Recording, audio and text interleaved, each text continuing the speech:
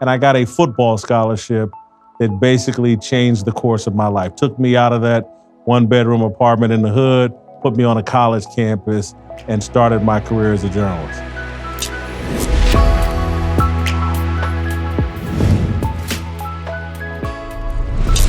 So here we are, it's the Sunday special. My special guest today is Jason Whitlock. He is the host of Fox Sports 1's Speak for Yourself, and we have a lot to get to today. Obviously, sports has been in the news in a major way, and Jason's a really unique thinker. We're going to talk to him for the full hour, as Larry King would put it. But first, I want to say thanks to our sponsors over at ZipRecruiter. So hiring is challenging, but there is one place you can go where hiring is simple and fast and smart. It's a place where growing businesses connect to qualified candidates. That place is ZipRecruiter.com. And you use the /BenGuest because they get a special deal. ZipRecruiter sends your job to over 100 of the web's leading job boards, but they don't stop there. With their powerful matching technology, ZipRecruiter scans thousands of resumes to find people with the right experience and invite them to apply to your job. And as the applications come in, ZipRecruiter analyzes each one. They spotlight the top candidates so that you never miss a great match. ZipRecruiter is so effective, 80% of employers who post on ZipRecruiter get a quality candidate through the site within the first day, which should be of little comfort to the people in this room. I mean, I can fire them all tomorrow and just ZipRecruiter will make it that much better. With results like that, it's no wonder ZipRecruiter is the highest rated hiring site in America. And right now, my listeners can try ZipRecruiter for free at this exclusive web address, ZipRecruiter.com/BenGuest, because I have a guest. That's ZipRecruiter.com/BenGuest, BenGuest. ZipRecruiter.com/BenGuest. It is the smartest way to hire. And as I say, you're going to want to try it because it makes sure that you get the best candidates. It also ensures that you are the person who has the most control over those candidates. You'll make your company better. Check it out. ZipRecruiter.com/BenGuest to let them know we sent you and to try it out for free. Alrighty, so Jason Whitlock, thanks so much for coming in. I really appreciate it. Honor to be here. Really appreciate it. It's a pleasure to see you. So, Jason, for folks who don't know and who are listening, Jason, I'm just going to get this right out. You're black. So if you're listening and you couldn't tell, Jason is a black man. And that means that because he does not subscribe to the sort of leftist party platform on a bunch of issues that we're going to be talking about, Jason is the preeminent sports journalism Uncle Tom. Is that the language they typically use about you? That would be accurate over Twitter and social media. I don't know if my mom and family would agree with that. So let's start there. Let's start with what your upbringing is, and then we'll get into politics and sports, because obviously that intersection is becoming incredibly popular and powerful right now. So where do you come from? What's your background? I'm from Indianapolis, Indiana. My parents. My dad was a high school dropout, joined the Army, came back and became an entrepreneur in the inner city. My mom, high school graduate, factory worker. They divorced when I was young, 4 or 5 years old. I have an older brother. And so me and my brother moved. We lived with my mom initially, start out in the hood. My mom... our apartment gets broken into when me and my brother are on a weekend trip visiting with my dad and his new wife. And my mom didn't tell us at the time, but she was at home when someone broke into our apartment, climbed through the window, and she just happened to wake up and walk in the kitchen. The guys in the window. She takes a second job and moves us to a working class neighborhood. And that kind of started changing the direction of our life. My senior year of high school, though, my mom had, because of her job, transferred to Kansas City, Missouri. I move in with my dad, and at this time, my dad is flat on his butt. Me and my dad lived in a 400-square-foot, one-bedroom apartment my senior year of high school. I stayed in Indianapolis because I was an excellent high school football player, and I got a football scholarship that basically changed the course of my life. Took me out of that one-bedroom apartment in the hood, put me on a college campus, and started my career as a journalist. So how did that work? Which college did you go to, and how did you actually get into the sports journalism side of things as opposed to just playing? Ball State University was where I got the football scholarship, about an hour north of Indianapolis. The journalism thing came because when I was a kid, my dad's a huge newspaper reader and huge Pacer fan. I was a huge Pacer fan, and so I started following the Pacers in the newspaper every day. And one day, I ran across a column from Mike Royko outside of the sports section. And I instantly fell in love with Mike Royko. And so that started my passion for newspaper beyond just the sports section. And so when I get to college, originally, I'm signed up to be an accounting major. I get in a math class and say, accounting's not for me. And a friend said, Jason, you read the newspaper every day. You should be a journalist. And my mind immediately went, oh man, I want to be like Mike. And not Jordan, but I want to be like Mike Royko. And ever since then, that was my passion. I switched my major to journalism, and I wanted to be the Mike Royko of sports. That's amazing. So how did you get your first job? Where did you go from there? And interesting, I played football at Ball State, and I socialized at Ball State, and I occasionally studied to be the next Mike Royko. So I wasn't really qualified for a full-time job when I graduated from Ball State. I'd played football. I hadn't done internships like kids did during my era. And so I got a part-time job in Bloomington, Indiana at $5 an hour covering high school sports in Bloomington, Indiana, where Indiana University is. And I tell young people this, one of the reasons I was able to take that job at $5 an hour is because I had no responsibility. I didn't have a kid. I wasn't married. There was no responsibility I had. So I could start at the very bottom for very little money. I lived in a one-room efficiency, and I just worked really, really hard from there to move up. And I ended up I did that for a year. Then I got a job at the Charlotte Observer covering high school sports. And I think I got that job for $403 a week. Again, not a lot of money, but I was passionate. Did that for about 18 months. And then I got a job at the Ann Arbor News in Ann Arbor, Michigan, covering the Fab Five basketball team. And that pretty much launched my career. Covered Michigan football and basketball for those 2 years, and then got a column writing job in 1994 at the Kansas City Star. And that's when I got to start trying to be the Mike Royko of sports. And that's where I first saw you. So I first engaged with your material because I used to get up really early in the morning with my dad on Sunday mornings, and we'd hop in the den, and before my sisters were awake, and we'd turn on Sports Reporters on ESPN. And you were a frequent guest on Sports Reporters, one of my favorite guests on Sports Reporters. And there it was that I first saw that you had a different political perspective and a different worldview. So let's talk a little bit about what shaped your worldview, because before we get to what your worldview is and all the ways in which this distinguishes you and why you've taken so much flack for that worldview, what do you think your biggest influences were in terms of worldview? Because you're not really an overtly political guy per se. No, my biggest influences are my grandmother. Mama Lovey was my mom's mom. She's the greatest human being that's ever existed. She put a religious foundation in me, my brother, my mother, my aunt, everybody. And so I grew up in a little small church in Indianapolis that my mother took us to every Sunday. It was my grandmother's church. And so that's probably the most critical piece of what was put in me. And then I would say the second piece is just my parents. In terms of my dad, again, he didn't graduate high school, but he joined the Army after he got in a little bit of trouble.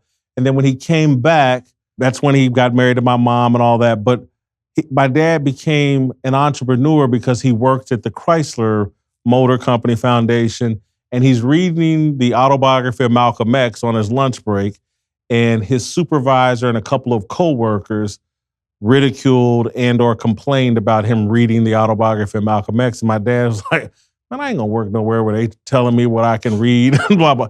And so he started a barbershop, and then eventually he started a small nightclub, a Black Cheers in the ghetto, because he said, I don't want to work for people. I want to be my own boss. And my dad worked at his bar. Eventually he owned another one called the Masterpiece Lounge, and he worked at that until his death. He built a brand new home in the Black community.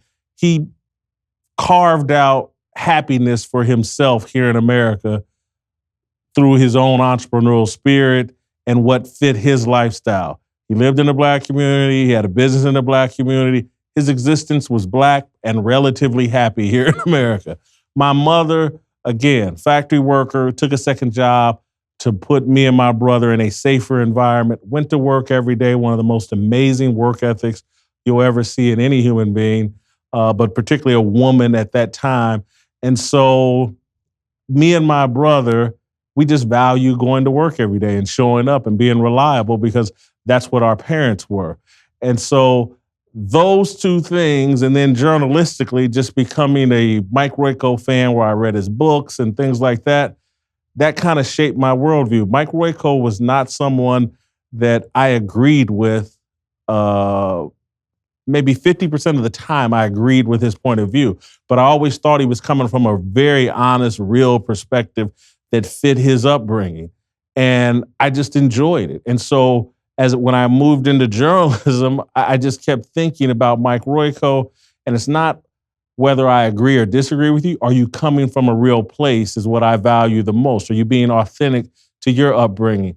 And so I just think those three things are probably, because right now to this day, I can't tell you what Mike Royko was politically. I don't know. I truly don't know. I believe he's a Democrat, yeah. I know he was very critical of Mayor Daley and the political machine there in Chicago, but I don't know who he voted for. And maybe I'm an idiot, but I read a lot of his columns. I own a lot of his books, but I don't know. And so for me, I think where we'll probably go next is just, I'm kind of apolitical. I don't like politics. I've never voted. Troubles my parents, troubles everybody that knows me, but I just can't stand politics, and I'm skeptical of politicians, their authenticity. But also, just as a journalist, I recognized early on, I don't want anybody to judge me based on my politics.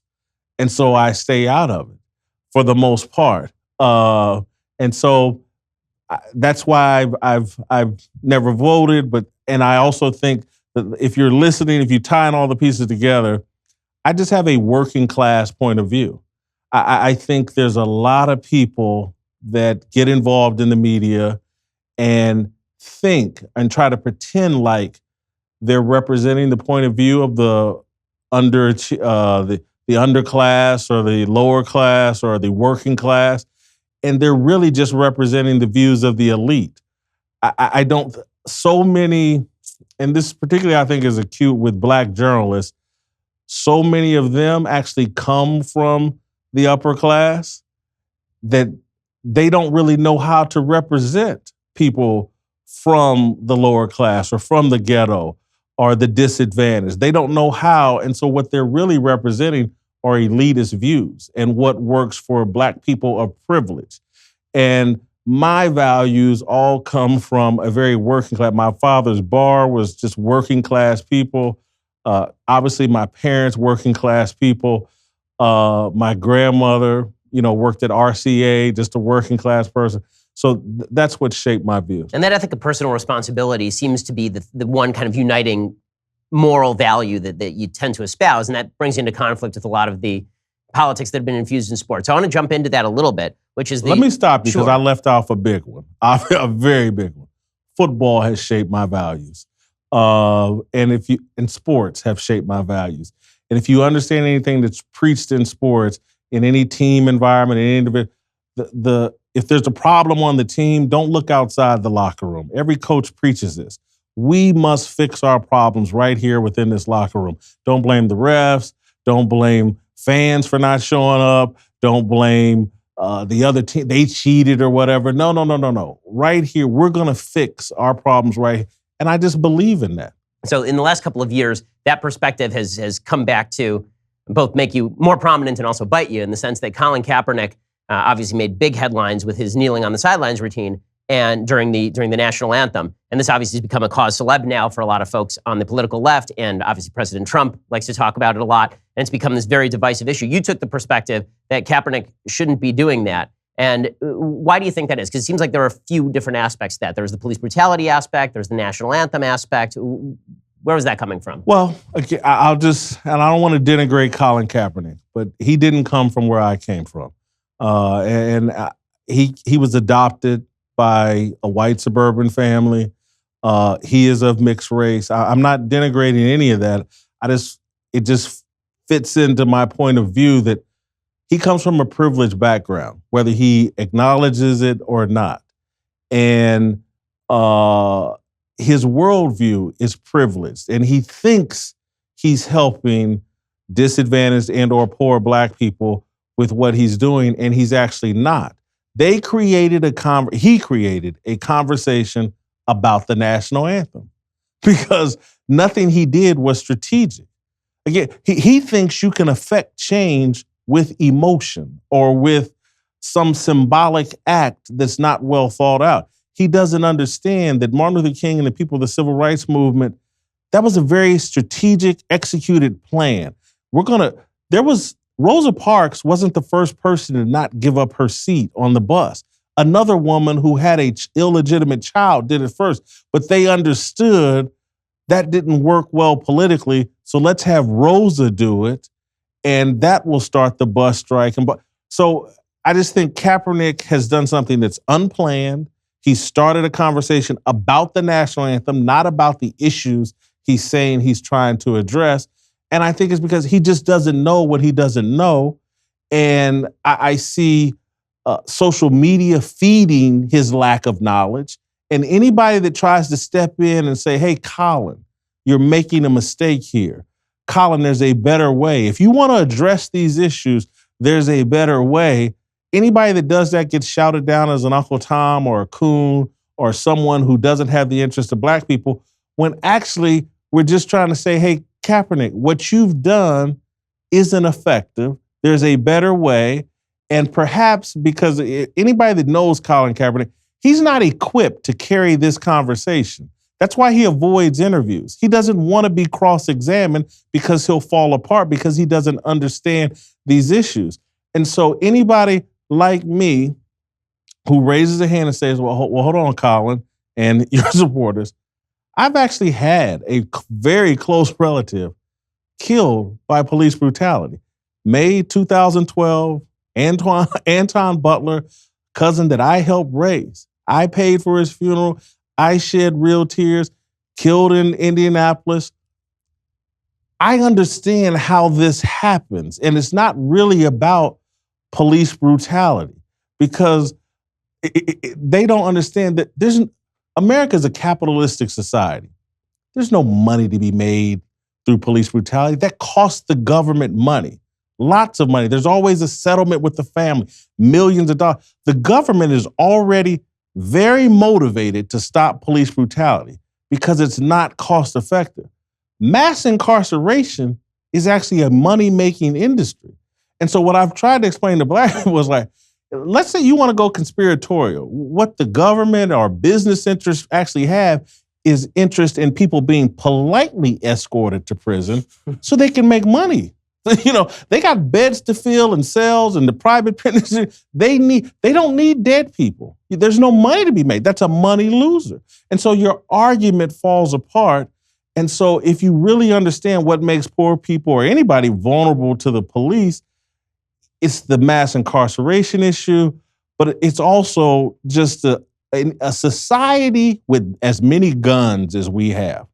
This is going to happen. So I want to talk to you about that in just 1 second because there's a bunch of issues to unpack. First, I want to say thanks to our sponsors over at Policy Genius. So look, you know you need life insurance, right? You just haven't gotten around to it, but by the time you get around to it, you're already going to be dead, and then you're screwed because you don't have life insurance. So if anything were to happen, it's important that your loved ones are taken care of, and that's why Policy Genius exists. They've made comparing and buying life insurance really easy. They took the whole shopping process online. In 5 minutes, you can compare quotes from over 15 life insurance providers. And when you compare quotes, you save money. It's that simple. Policy Genius has helped over 4 million people shop for insurance. They've placed over $20 billion in coverage. And they don't just insure life, they do everything else. They can compare health insurance and disability insurance and pet insurance and renter's insurance. If you've been putting off getting life insurance, there's no reason to put it off any longer. I know you're going to go out on the lake this summer and you might get killed in a boating accident. I'm not saying that's going to happen to you, but if it were to do that, if you were to die in a boating accident, make sure that your family's at least taken care of, you idiot. So go to policygenius.com, get quotes, apply in minutes. It is that easy, and you can do it right now, and you should, because their rates are their lowest in 20 years. It's policygenius.com. It is indeed the easy way to compare and buy life insurance. Go over to policygenius.com, check it out. I promise it's really simple, and it's really easy, and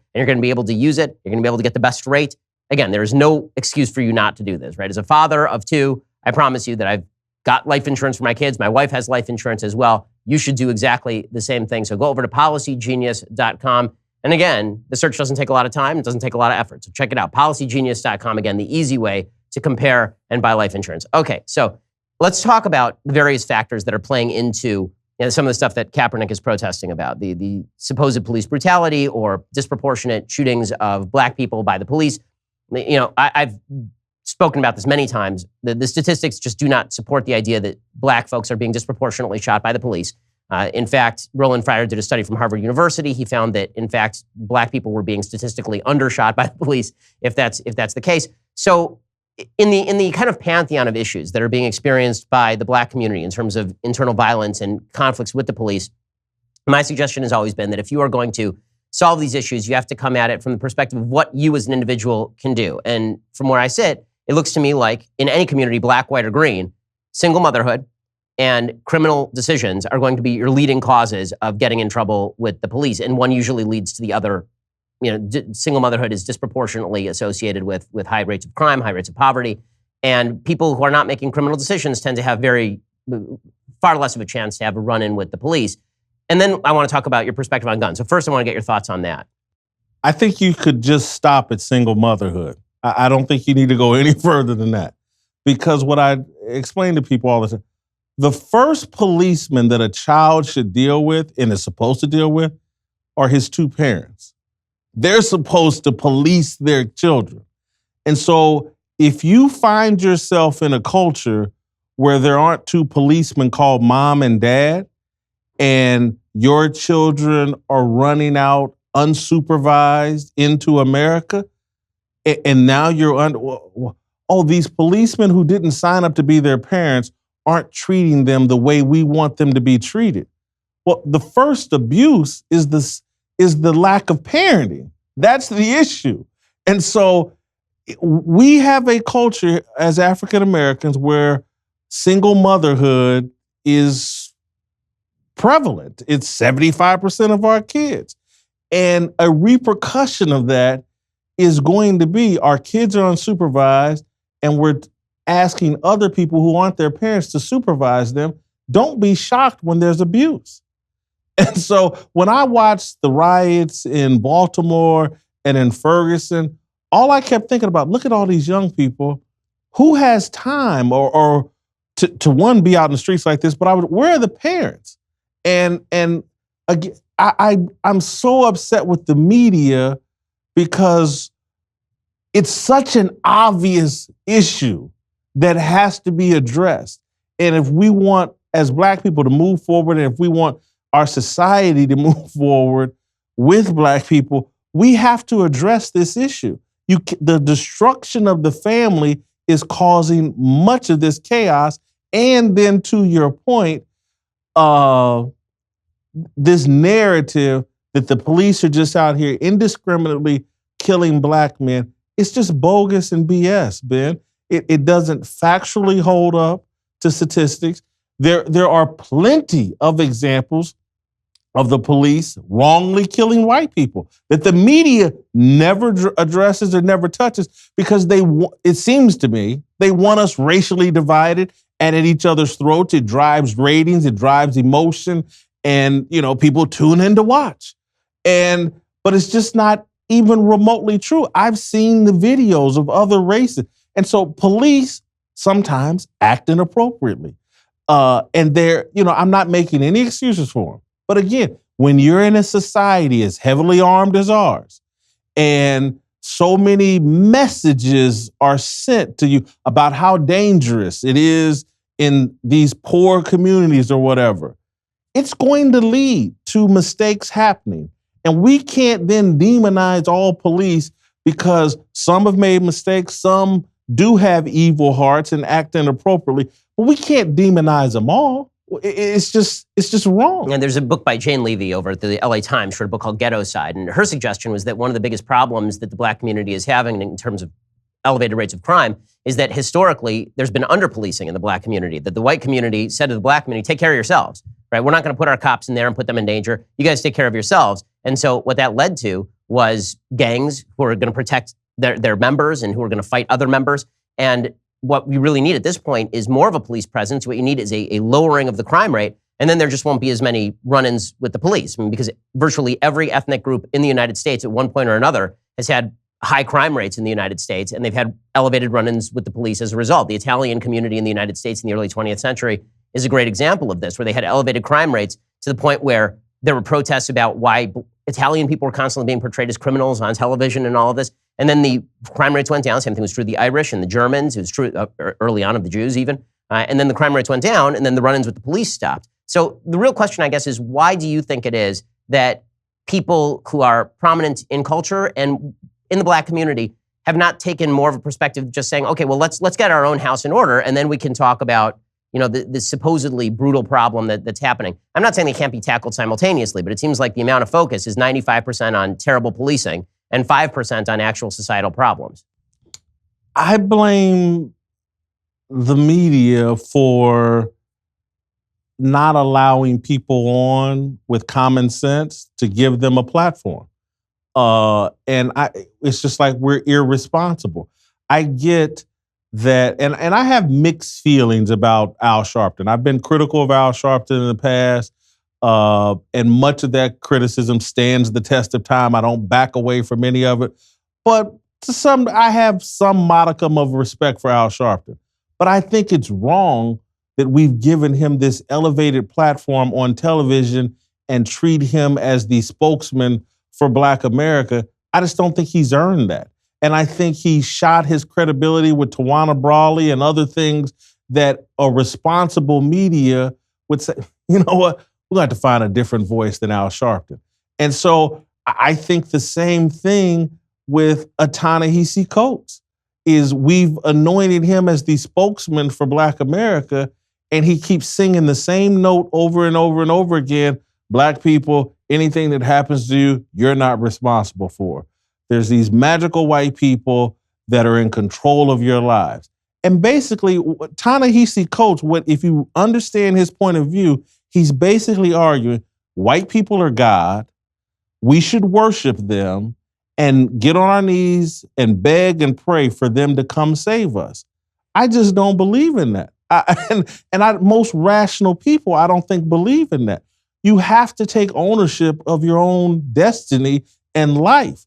And America has a track record that if you're willing to do that, you'll find some success here. There's just too many examples of it.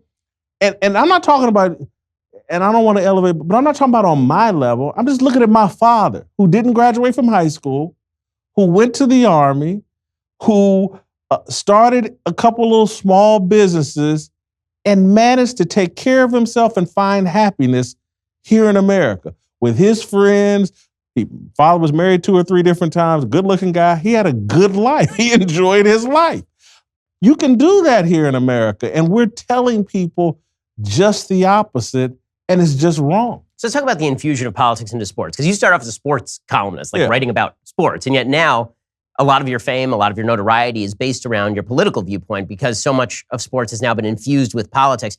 Has that changed over time? I mean, maybe I'm too young to remember it, but it seems like when I was a kid, there wasn't quite as much of it as there is now, this kind of complete merger of politics and sports. I think, Ben, if you were young, and so when you say like, oh, I enjoyed you on the Sports Report and I followed your work at the Kansas City Star, I don't know if you actually remember, I was already delving into these issues when I was in Kansas City and lacing a lot of my conversation using sports to talk about the rest of society. And that's probably what captured your attention. And so to me, what has happened is the left has had a well-orchestrated plan to change sports culture. And it's just all coming to fruition and becoming obvious now because I think the left figured out that like sports plays a very critical role in American society. You go back and understand, Jackie Robinson in 1947 was ahead of the civil rights movement and actually inspired the civil rights movement. Jesse Owens was the first Black man to be celebrated as a national hero in America. When he goes to Berlin and wins, he's the first time America was like, hey, a Black man. And Joe Louis and Max Schmeling. Yes. Yeah. And so those are critical moments that open doors for Black people. And I think the left, coming off of the Muhammad Ali era, started putting pieces in place. If we can influence sports culture and move it left, we can move the rest of society to the left. And that's what I think we're seeing right now coming to full fruition. A lot of people, a lot of sports writers and other people have this strong left-wing point of view and want to turn everything into a racial issue. And I'm watching them right now try to tear down the NFL because the NFL is the biggest representation for the left of toxic masculinity. Nothing could be more toxically masculine than football. And that's why they're trying to tear it down. And Colin Kaepernick is just a Trojan horse, a pawn that they're using to bait black athletes and black sports fans into having a problem with the NFL. They're painting the NFL as this racist institution. And I'm sitting there going, oh my God, there's no institution that has created more black millionaires than the NFL. And we think it's racist. And we think it's evil.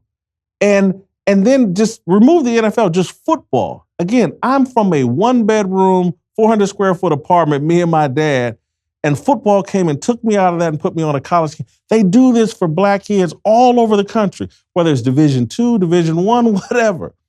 And we're attacking football and acting like football is this racist institution. And before this show, I asked these guys I was talking to out in the lobby, I was like, does Hollywood come to the ghetto and get Jason Whitlock? Oh, we want you to be the star of a television show. Let me get you at 18 and move you to this theater school. That's not what they do. They pick from the elite.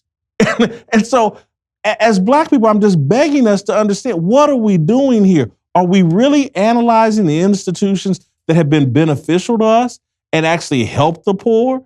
Or are we caught up in some emotional play and being tricked and hoodwinked into attacking the very things that have been beneficial to us? So in just a second, I want to talk about the hijacking of ESPN and Sports Illustrated and so much of other sports media for this particular point of view. First, I need to say thank you to our sponsors over at Indochino. So Jason Whitlock is a good-looking dude who's wearing a nice suit. But even Jason Whitlock would look great in an Indochino suit. Indochino is the world's largest made-to-measure menswear company, and they've been featured in major publications, including GQ, Forbes, Fast Company, custom made-to-order stuff, right? They make suits and shirts made to your exact measurements for a great fit. And guys love the wide selection of high-quality fabrics, the option to personalize all the details, including lapel, lining, monogram. Here's how it works. You go to a showroom or you shop online at Indochino.com and you pick your fabric, you choose your customizations, you submit the measurements, and then you just wait for the custom suit to arrive in just a few weeks. And this week, my listeners can get any premium Indochino suit for just $379 at Indochino.com when you enter Ben Guest at checkout, because I have a guest. That is 50% off the regular price for a made-to-measure premium suit. The process, by the way, is just awesome. I went to the Beverly Hills,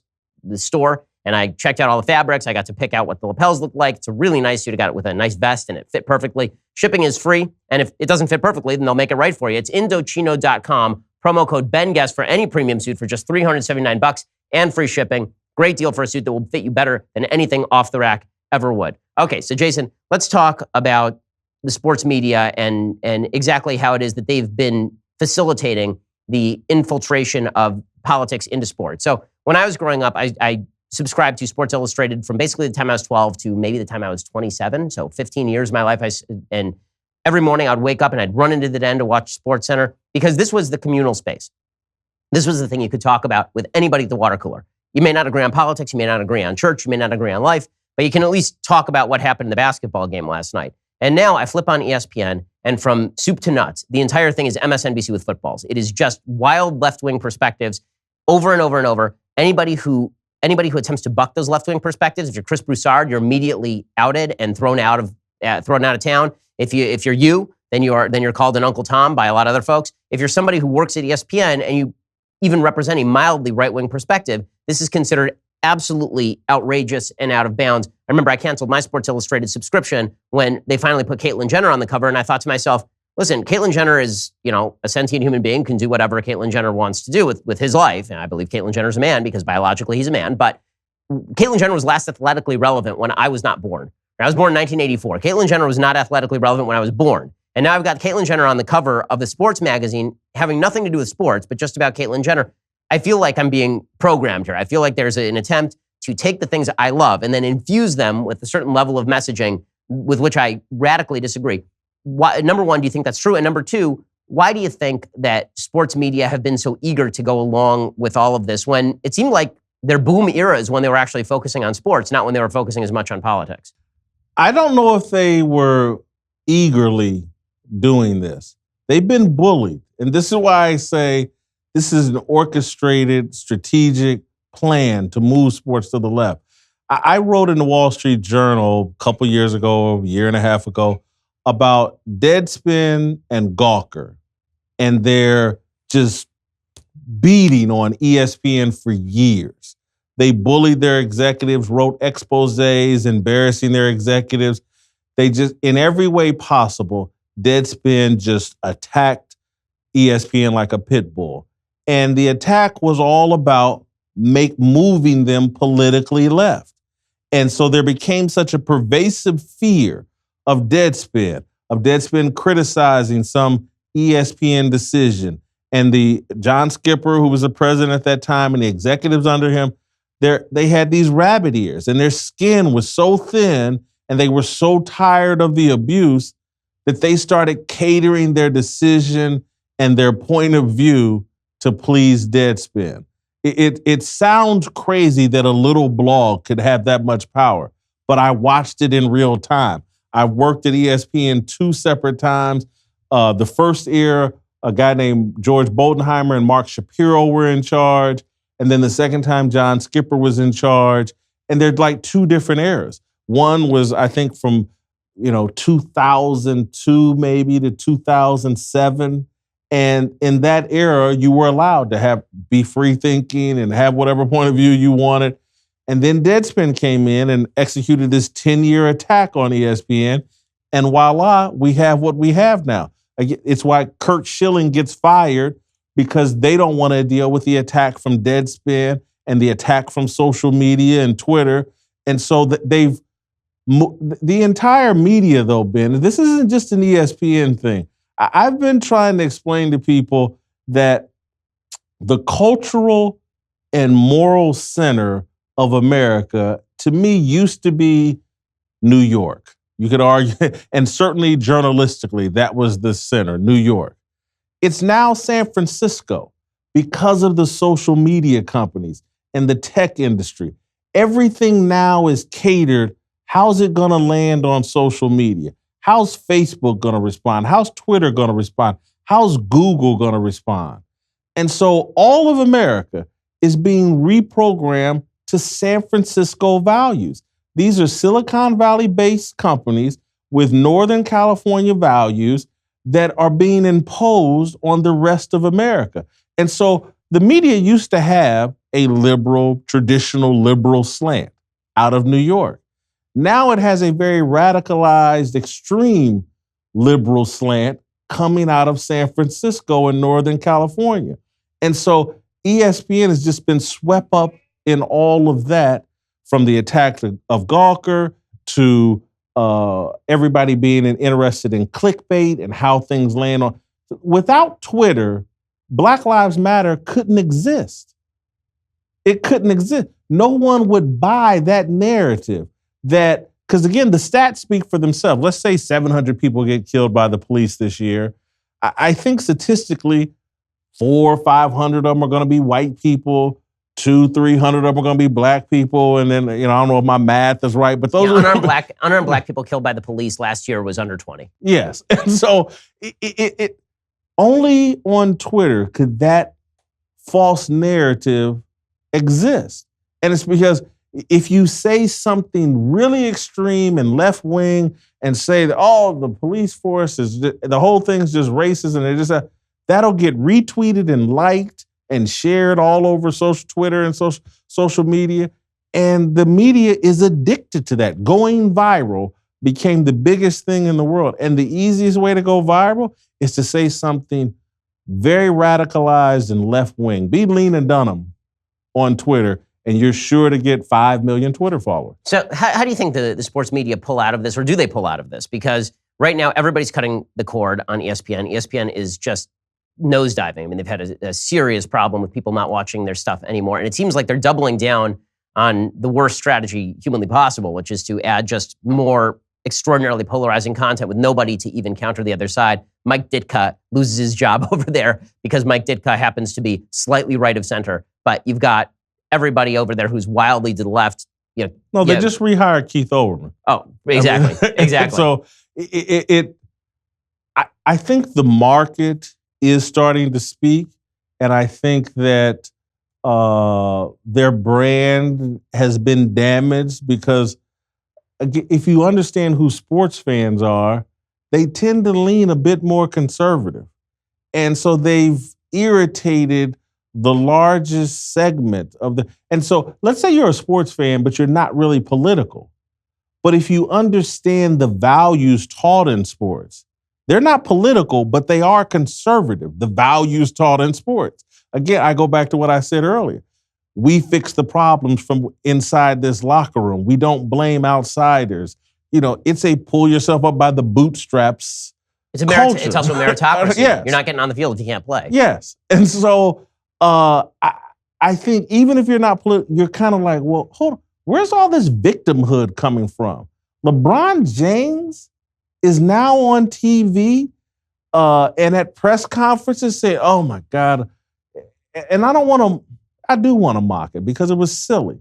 LeBron James is on TV. He compared someone allegedly writing on a gate of his $20 million mansion in Brentwood. Someone allegedly wrote on his garage gate the N-word. And he analogized that to Emmett Till and Emmett Till's mother sharing the pain of Emmett Till being lynched and assassinated. He analogized that to him having the N-word written on his $20 million mansion out here in Brentwood when he's living at the time in Akron. So a home that he's not in allegedly has the N-word written on it. We never see a picture of it. He says it was cleaned, it was on there in the morning, then his staff cleaned it up. He never saw it. His kids weren't there. There was no danger. He analogized it to Emmett Till. And so I'm just, sports fans, people with common sense are like, how? You're living one of the greatest, wealthiest, privileged lives in the history of America. You got to put him in the top 1,000, I think. I mean, he's worth about $500 million. He's celebrated all over the planet. Anywhere he goes, they rush him in to get seated and gets preferential treatment. And he's on TV. Yeah, if it can happen to me, if someone could write the N-word on it could happen. It just doesn't ring true. And I think most sports fans are like, well, this is bad. Now LeBron James is a victim? So here's one of my theories about what ESPN is doing. So I wrote about this in terms of demographics. So as you say, the sports fan seems to be slightly to the right because it's a more male audience than female audience for sports. And so if you were to take a broad demographic of males versus females tend to be more right-wing just as a general rule. But the way that they're programming on channels like ESPN is they are basically not covering baseball at all. They cut baseball tonight.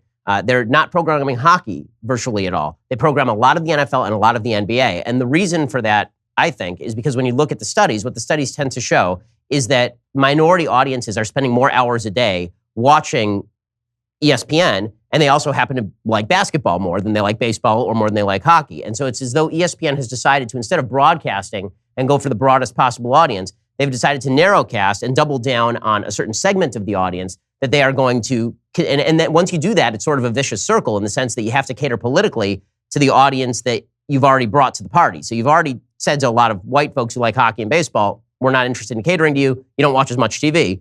There's this other group who watch a lot of TV. So we're going to cater to that group. And those people tend to be more to the left. And so it's sort of this spiral. But the problem is that that's always going to be a smaller and smaller number of people that you're catering to as opposed to a broader and broader number of people that you're catering to. I think you're right. The only place I would push back is I think Black people are being programmed and pushed farther and farther to the left. If you understand anything about the history of African Americans in this country, we have been the most religious people in the country. Our values are naturally conservative, the things that we believe in. We're not pro-abortion, but we have been pushed by the media farther left than our values say we should go. We've chosen politics over our belief in God. I talk with my mother about this all the time. She is, and again, I'm a non-voter. My mother's worked for the Democratic Party, loves Barack Obama, probably give me up for adoption to be Barack's mother. And I say to her all the time, I was like, where's the God? I ask all the time. These policies and things, where's the God in any of this? This is what Mama Lovey or your mama, this is what we stand on. The Democratic Party has become so secular and the left movement has become so secular. And where they're pushing blacks away from religion and against all the values we were brought up with. How does this stand to the test of time? When you're going to, because I pay for her to go to these Bible studies, she likes to go to it all. She's a very religious. I said, how does any of this jibe with what you're learning and all this other stuff? And so I think they are, I think you're right. They are catering to the basketball and football crowd. They are catering to a people of color crowd. But I also think they're pushing a political point of view on them as well. Because that's when I look at the Colin Kaepernick thing, they have billions of dollars invested in the NFL. And as a company, you're supporting this Kaepernick thing that's sowing all this bad blood towards the NFL. That's not good business. That's pushing a political ideology down the throats of your viewers, and it's just wrong. So I want to talk to you in a second about the White House and its controversy with the Philadelphia Eagles and all of this. First, I want to say thanks to our sponsors over at Movement. So you've heard me talk about Movement, right? This watch right here. This is a Movement watch. You know those two college dropouts that started their own watch company? Well, the company has now grown like crazy with almost 2 million watches sold in 160 plus countries, and they continue to revolutionize fashion on the belief that style should not be extraordinarily expensive. I don't know if you've checked out their site lately. They've doubled the number of watch styles, and they are still expanding. And Movement watches are all about looking good, keeping it simple. Movement watches don't tell you how many steps you've taken. They don't blow your wrist up with text messages. It tells the time. That's what it does, and it looks great. And it looks really spare and awesome. Movement watches start at just $95 at a department store. You're looking at like $400 to $500. And Movement figured out that by selling online, they could actually cut out the middleman and save you a bunch of money, providing the best possible price. It's got the classic design and the quality construction, style minimalism, as I say. This one right here, this here is a Movement watch. I have another one at home. My wife has a Movement watch. My mom has a Movement watch. I got her for Mother's Day. Get 15% off today with free shipping and free returns by going to mvmt.com/BenGuest. That's mvmt.com/BenGuest because I have a guest. See why MVMT, right? MVMT.com. See why Movement keeps growing. Check out their expanding collection again. Go to mvmt.com/BenGuest. That's mvmt.com/BenGuest and join the movement. Okay, so let's talk briefly about the situation with the White House. So President Trump obviously goes at it with the Philadelphia Eagles. My opinion on this is that President Trump feels like he can make hay while the sun shines off of this controversy. This controversy is good for him politically. And there are certain members of the Philadelphia Eagles who feel that they're going to win this culture war. And so we now have two sides thinking they're going to win the culture war. And the only people who lose are the people who like football and the people who like the national anthem. And it seems like, to your not liking politics point, I'm not sure I've ever disliked politics quite as much as I do when I see situations like this. Because it seems like if people don't want to show up to the White House, that's their prerogative. Tim Thomas didn't want to show up when Barack Obama was president. I didn't think that was a big deal. And by the same token, President Trump implying that every member who didn't want to show up didn't like the national anthem seemed like that was just not true. What was your take on the whole kind of blow up? I think that as Black people, we're way too caught up in Trump.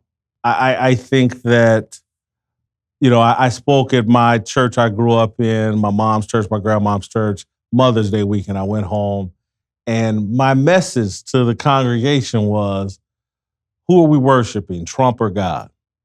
And if you wake up in the morning and turn on MSNBC or CNN to monitor what Trump did last night or this morning, and then you go to bed thinking about or watching TV, monitoring Trump or God, how much time are you spending monitoring God versus Trump?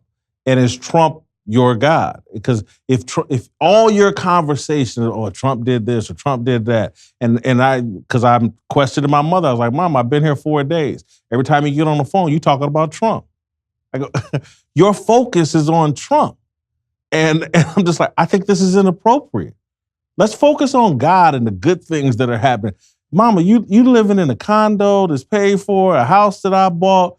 You're living a life that your mother would have dreamed of living in her golden years. You're living it. How can you be focused on so much negativity? How can your conversation be so negative when things are going so good and God has blessed you so well? And so I look at the football players and I see an emotional response to Trump. Trump is an entertainer. He's a goofball. He's our president, and I respect him as our president. But I don't have to respond emotionally to everything he does. If he tweets out something about me that I don't have to respond to that. And this is my problem with football players. The NFL has provided them an opportunity to make great wealth, help themselves, help them families. You have a short window to make this money. Don't let Trump talk you into doing things that are hurting your game, that is irritating a good percentage of your fan base. The national anthem, bickering with the president. Again, these guys are not, they're out of their element trying to carry on a debate with the president. And that's not me trying to belittle them, but they have a short window to make a lot of money that they can use to support the causes that they want to engage in. And so I say to them all the time, or try to say to them, it's like, make the money, take the money and support the cause you want. Don't get caught up in a bickering with President Trump. That's what he does all the time. He loves it. You're playing into his hands. Don't be emotional, be logical. And think about what works for you in the long run. And then you're Malcolm Jenkins, the safety for the Philadelphia Eagles, and you seem to be really involved in this movement and have more substantive thoughts. If that's the case, I never back away from a chance to engage with someone I disagree with.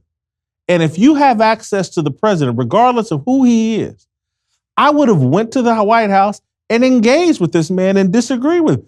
Trump is, for lack of a better words, as it relates to athletes, he's a bit of a groupie. He loves them. He would have engaged with them and debated. That's Kim Kardashian comes in and gets someone released from prison. He loves it. This is who. So Malcolm Jenkins, these guys have a chance to go engage with the president. And we're so caught up in this resistance movement. And I'm like, do we understand history? Do we think Lyndon Johnson and Martin Luther King went to the same church and lived in the same neighborhood and socialized in the same circles? Do we not know who Lyndon Johnson was and the language he used? And again, we can write it all. Well, that's how they talked in the 60s. But it was a very racist language, whatever. Martin Luther King engaged with people he disagreed with and changed them. And so the message I gave to my mother's church was, and I keep trying to say, if you think Trump represents hate, you think more hate or hate towards him is going to cure it? Doesn't the Bible teach us? Hasn't life taught us only love can conquer hate? Only love will work in terms, hate plus hate multiplies hate. Love is the only solution. And so we would be better off trying to inject President Trump with love rather than hate. And so that would be my message to the Eagles or anybody. If you really understand, you're going to catch more flies with honey. It's an improper approach that seems emotional, seems immature, and just is ineffective. So these are all, I agree with a hell of a lot of what you're saying. A lot of people who are on the left obviously don't. A lot of black folks don't agree with what you're saying. How do you deal with the blowback that you've gotten over the years? Because you've gotten a tremendous amount of blowback. About 1,000 hit pieces on you have been written. Right. These 10,000-word hit pieces about why you're an Uncle Tom and why you don't believe the right way and why you're a sellout and all this. How do you deal with that on a personal level? I go back to Mama Lovey and the church I grew up in. And if God's on your side, I really don't care. And so I have a great family that loves me and supports me. I have great friends who love and support me. That these random people that don't know me, I really don't care. And I'm not doing anything all that courageous, but I really do believe the things that I was taught in church. And so I go, if they would kill and crucify Jesus, a 10,000-word hit piece on me, I'm getting off easy. And so it really just rolls off my back. So do you think things are going to get better or worse from here? Because I think that there is a new conversation that's starting from people of all political stripes who are getting very tired of the sort of identity politics that are happening right now. The attempts to label each other. If we disagree, then you're an Uncle Tom, or I'm a racist. And it doesn't matter what we actually are or how we personally interact. This intersectional politics where identity matters more than perspective.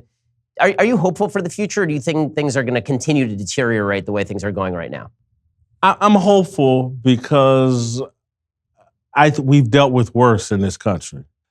And I just rely on my faith for one, but also I see signs. I think when Kanye West, for whatever we may think about him, when he goes out on that limb and says, hey, man, let's think a little more independently. Let's not demonize the president totally. Let's not demonize people totally. Let's think. Let's try to get beyond our surface level emotions and feelings. And I mean, he's a tastemaker, for lack of a better word. And then what I think that when my Black friends and the people I interact with on a daily basis, I think there's more and more understanding of where I'm coming from, but just also I see more and more understanding of the failure of being wedded to one political ideology. And I think that I was telling people 4 years ago, hey, look, Black Lives Matter is not what you think. You think it's a pro-Black movement. It's not. It's funded by communists and it's a disruptor. And I've tried to explain to people, it's just like, Black Lives Matter to me was Trump's running mate. That more than almost anything that I can point to, Black Lives Matters helped Trump get elected. And I try to explain, and people are now starting to get that and understand it. And so, yeah, I am hopeful that there's an awakening because I think, look, if the unemployment rate keeps coming down and just the facts, I'll say this. When President Obama got elected, I had a conservative white female friend who used to make all these dramatic predictions about what was going to happen when president, and I would just be calling BS on all of it. Oh my God, terrorists are going to attack him. I was like, are you kidding me? And none of it came true. And a lot of her most biggest fears never came true under President. And I think the same thing is going to happen with President Trump, that a lot of these biggish, outlandish fears that people have just aren't going to come true. And that's not me saying that President Trump is going to be a great president. I don't think, I don't think it's healthy to have a reality TV star as the president and someone who tweets like that. I don't think that's a good thing. But I don't think the worst fears are going to come true. And people are just going to have to deal with the reality. Because, listen, I've tried to, and I don't want to come off, I don't care how it lands. I said to my mother back early on with the Trump thing and just keeping it 1,000% real with her, I was like, Mama, how is Trump and some of his abrasive, outlandish statements and particularly his sexual impropriety, how's that any different than your brother, Uncle John, who we love, I worship? How's he any different? That's the Uncle John. Uncle John and President Trump would have been drinking buddies and out chasing it together, right? And I just can't go there. I know people that think the same way as Trump, but they're Black. They're outlandish, they're over the top. A lot of things they say are stupid, but they're good people. And my dad, and God rest his soul, my dad was prejudiced. He did not like white people.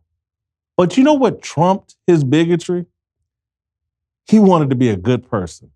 So anybody that came into his bar, any person he encountered, he met them with respect. And I saw a guy that would upset, because awful things happened to my dad along racial lines as a kid that made him very bitter. But I never saw him mistreat anyone, ever, because that was more important than whatever bigotry he held within him. And I try to explain to people that I know a lot of people with inappropriate thoughts and ideas, but not all of those, they don't control all their behavior. There's other things they have that may trump their bigotry or whatever. Being a good person, being religious, wanting to be right with God. can trump a lot of the stupid thoughts we have. And that's why when I hear people try to disavow religion or beat up religion or whatever, and look, the church clearly isn't perfect and has made a lot of mistakes. But I've just seen too much and know too much and know when my parents divorced and my mother, a single mother in the 70s, raising 2 black boys, I know what God and the church did for her to get her through. And so I'm hopeful. Well, Jason Whitlock, thank you so much for stopping by. It really is a pleasure to have you here. And I'm so glad that we could bring you to our audience, which may not have heard a lot of your stuff. You check Jason Whitlock out over at Fox Sports 1. He's just awesome. Thanks so much for stopping by. Really appreciate it. Thank you, Ben.